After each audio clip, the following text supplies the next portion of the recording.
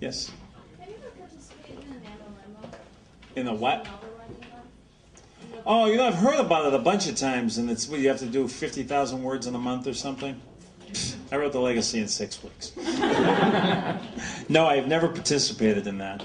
But I would say that for people who are like thinking they want to be an author, it's probably an amazing exercise. Because when you're under that kind of pressure, that's the reality. I mean, that's the reality of the business. People don't understand that.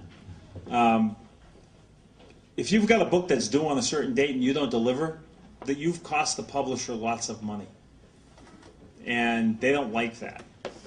And I know several incredibly talented authors. I'm sure many of you have read some of their books and said, wow, this author's really good.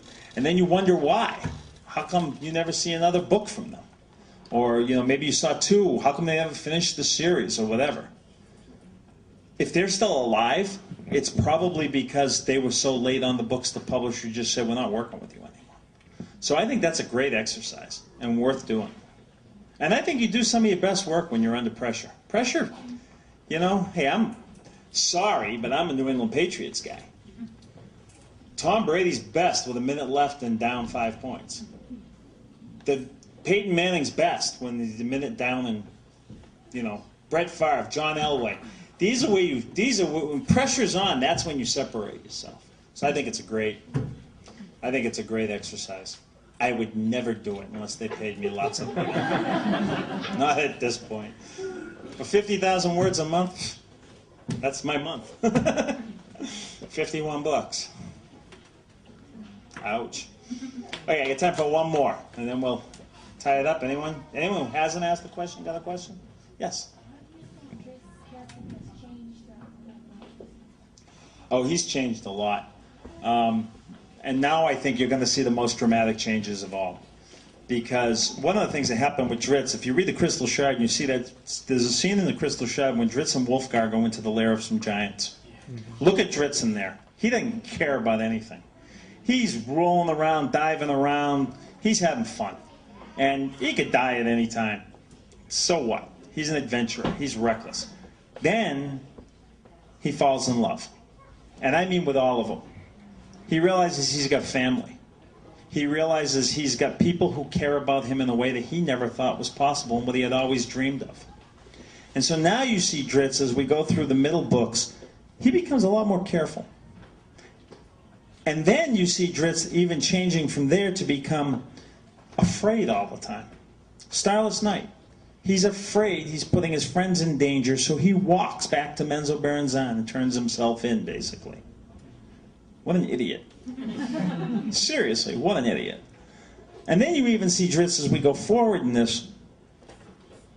There's a point in the latter Paths of Darkness, and then it certainly carries through in Hunter's Blades, where he's overthinking, overanalyzing everything. He just can't take out his blades and kill something. And you see him becoming almost paralyzed because he's in love with all of these people, and everything's too good for him. He's got too much to lose all of a sudden. Okay? And the only way I can explain that is, for people here who have children, when my first son was born, it was amazing. It was like, oh my God, this is like the best thing ever. And then I was immediately terrified. Because I knew for the first time in my life, somebody could really, truly tear my heart out. You know? And if something happened to him, forget it. My life is over. Right? That's how Drizzt started feeling. You go through the Lone Drow, and in the Lone Drow, he made some... You see Drizzt as we go forward through transitions into Gauntlgrim. Now you see Drizzt, can he really take Inovindil's advice to heart? Can he do that? And, of course, he'll be surrounding himself with a lot of new people. Now, if you look at the people that Drizzt surrounded himself at the beginning, they were all rock solid, trustworthy, even Regis. If push came to shove, he'd throw himself in front of that spear. He really would. Rock solid, strong moral code, strong character, strong fiber. What happens to Drizzt if he's with people who maybe aren't cut out of that cloth? Do they change him, or does he change them? These are the kind of things that he'll be exploring over the next few books.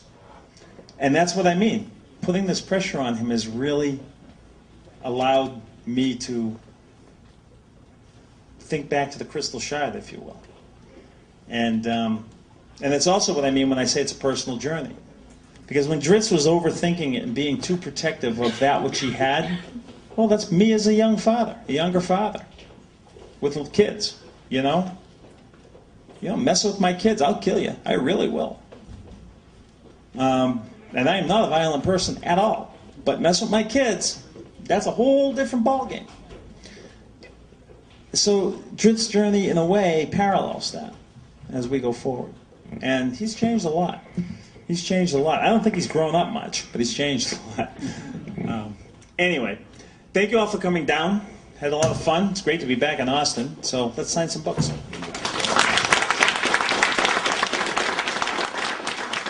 Mm-hmm.